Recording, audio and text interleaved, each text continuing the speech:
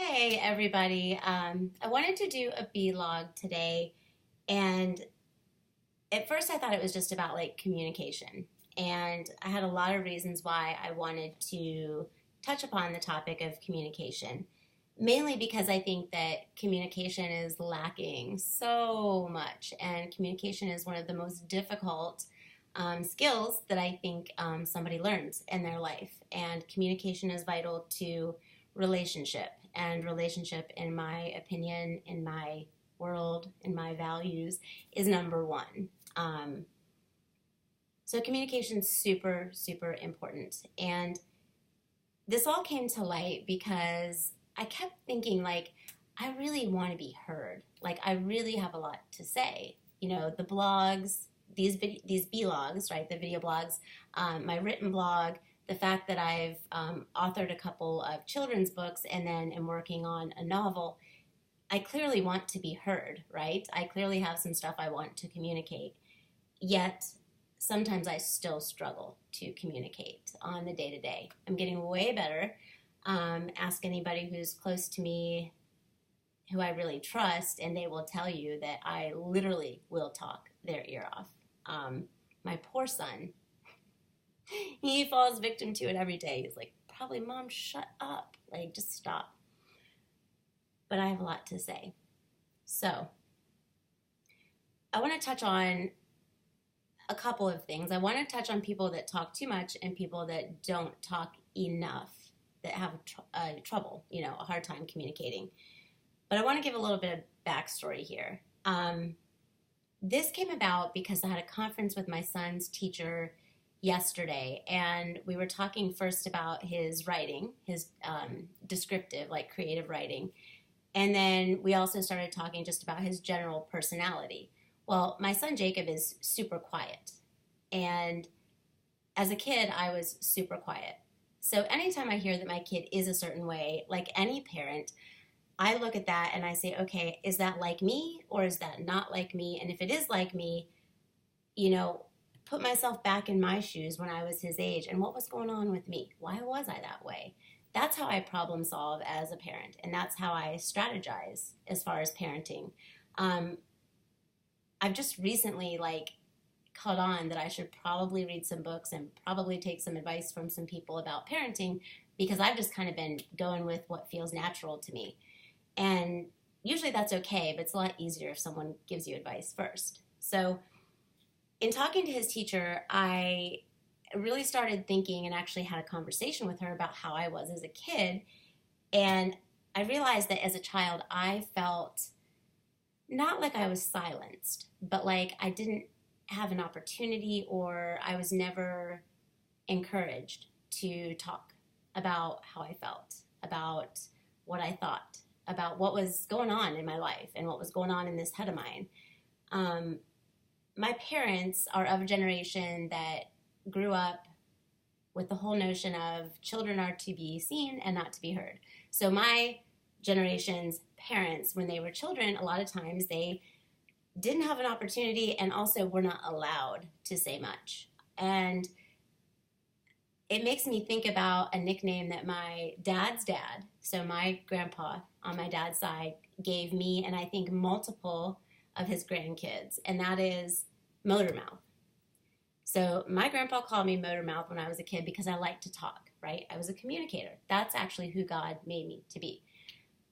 But I was told I was a motor mouth, and I didn't like it, obviously. I was like, oh, cool, I'm not supposed to talk. Sorry, it's offensive. It's bothering you. You're mocking me. You're making fun of me because I talk too much. As a kid, that's how I took it, right? I also heard shut up a lot as a kid. And I don't even know exactly where that came from, where I heard it, if it was like siblings, friends. I have no idea. But I heard it a lot. And eventually I just shut up. You tell a kid to shut up enough, they're going to shut up. So I did. And I realized that a lot of the reason that I shut up wasn't just because, people told me to, but also I shut up at home because my parents didn't know how to talk to me. And I would say, 99.9% of parents struggle with knowing how to talk to their kids. Hi, I'm one of them. My son is not a talker. He's not a communicator. Uh, Maybe it's because he can't get a word in edgewise because his mom talks so much. I don't know. But either way, I have always struggled to get Jacob to talk to me. Whether I'm asking him, how was your day? What was the best thing that happened today? What was the worst thing that happened? Were there any challenges? What are you doing, in this class or that class? And are you excited about this? Like, I would ask these questions and it's just, I would get these short answers. And I'm like, initially I was just like, oh, it's a guy. Like, he's a man. Great. Here I go, trying to raise a man on my own with no input from another man because I don't know how to communicate with men, right? Well, what I've realized is it's not just that. It's that we as parents struggle to communicate with our kids. We struggle to say things the right way, and we also struggle to ask the right questions to make our kids feel comfortable speaking up, right?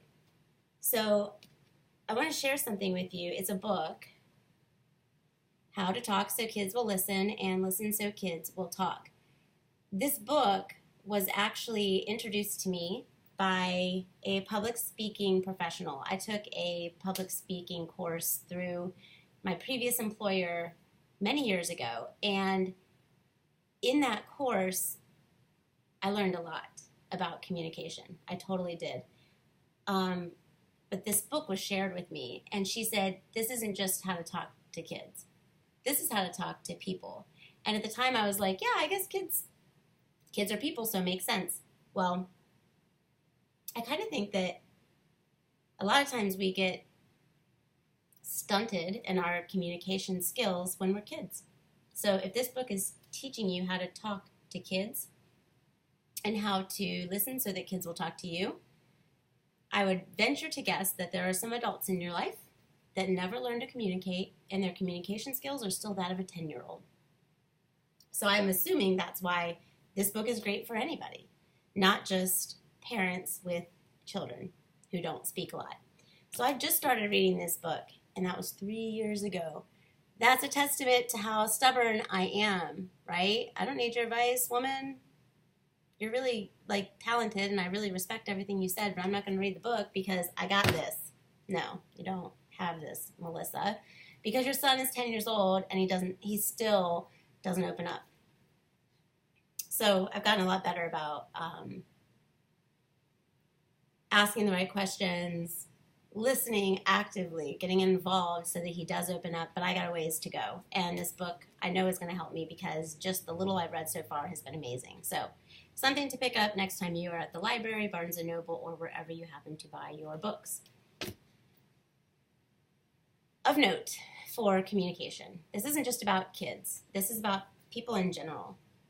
Because I've been a person that has not spoken up, a person that has kept to herself and felt insecure or fearful or invalidated or whatever, and just for that reason just stayed quiet, or someone who overshares, someone who talks a lot. Because I've been both of those people, I see both sides of it. As a kid, I just kind of closed up and I didn't feel like I could talk to anybody, so I started writing. This is actually my diary from when I was 10 years old. Look at the cat.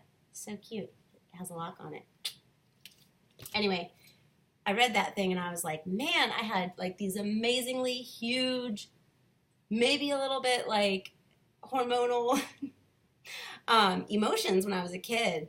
Dang, I bet you my parents had no idea that I was feeling the way that I felt. But I wrote, and I wrote to, Dear Diary, and I wrote to God in that thing. I didn't even realize it, but I was praying in my diary when I was 11. I still write a lot. I've written 2 kids' books, and I'm working on a novel right now, and I do this blog, and I do a written blog. So I still write and communicate a lot as a way just to get my stuff out. But I've gotten better at talking too. And I've always done fine with talking to friends, and I've always done fine with talking about things that only go, about halfway down, as far as the depth goes. But when it goes to really personal stuff about me, I tend to do that through writing. And it's because I've always been scared, to kind of put my stuff out there because, you're subjecting yourself to someone else's interpretation of your truth. And everybody sees and hears, everything through their own filter. And you can't control that.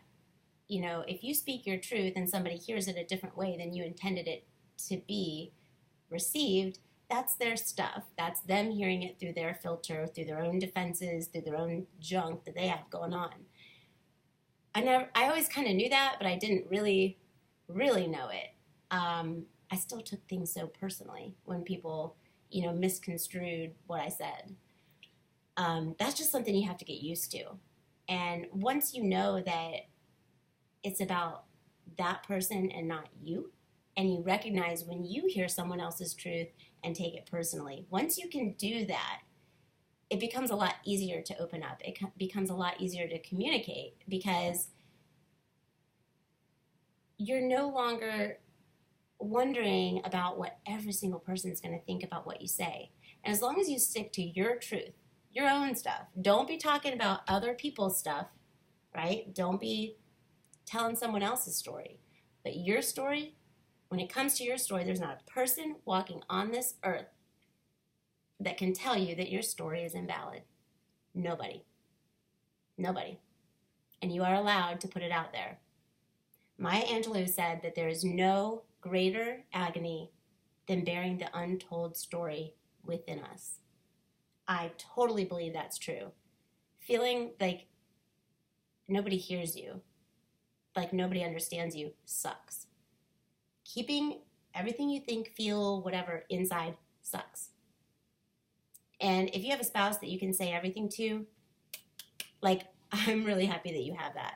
But if you don't, and I think this maybe is for guys especially, if you don't have that person, a confidant, to just say everything to, you may want to get, a counselor, a coach, something, like somebody to listen to you. You just need to be heard. That's what I needed. I just needed to be heard. And when I had somebody actually volunteer to want to hear me, I was like, oh, this is great. I can talk and I don't have to worry about judgment and you're just going to accept me for who I am. This is great. And then I got better about communicating with other people. The thing you have to be careful about when it comes to communication is, first of all, like I already said, check what you're saying. You have no right to speak someone else's truth. And I have learned that the hard way. Second of all, check your truth with the truth. Fact check yourself. Make sure you have it right. Third, make sure you're not being a big, fat hypocrite. Guilty of that too, on multiple occasions. There's probably other checks that you have to do, but just check those things first, and then don't be afraid to talk. Don't be afraid to talk. If you talk and stuff comes out that's not very great, you're going to be inclined to want to just zip it, right? So if you've spoken your mind before and people are like, oh, you're a huge asshole, why are you saying that? You're racist, or you're, arrogant, or you're whatever. If people have given you that feedback, then maybe check what's inside. That was something I had to do. People had told me throughout my life, that I was this, that, or the other thing. And I was like, that's your opinion, but I don't really know if I believe it. Well, when I really looked at what was coming out of my mouth sometimes, I was like, I can kind of see how somebody would think that. So if you find yourself hesitating to speak up because you don't care what other people think, or you don't want to be judged, or it's not worth the argument, or, people are hard-headed and they're not going to understand you anyway. If you have any of those defenses, first of all, go ahead and bring them down. And then take a look at yourself. Take a look at what's inside. If there's junk inside, junk comes out when you talk.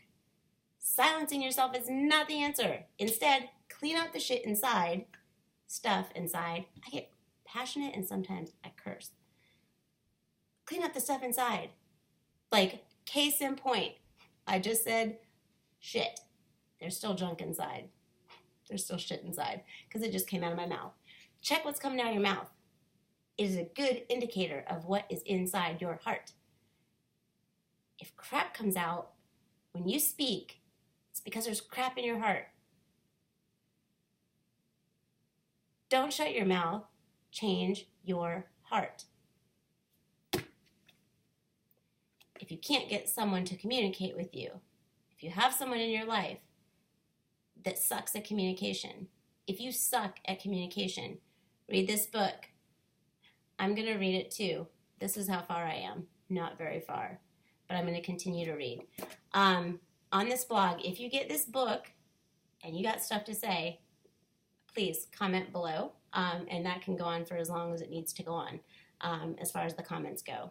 But I'm curious to see if other people read this, what they think. So those are my 2 cents for today, whether you want them or not. If you don't want them, just toss them aside. If you did listen and you wanted the 2 cents, I hope that it was somewhat valuable to you. Have a good day, and I'll see you next time. Bye.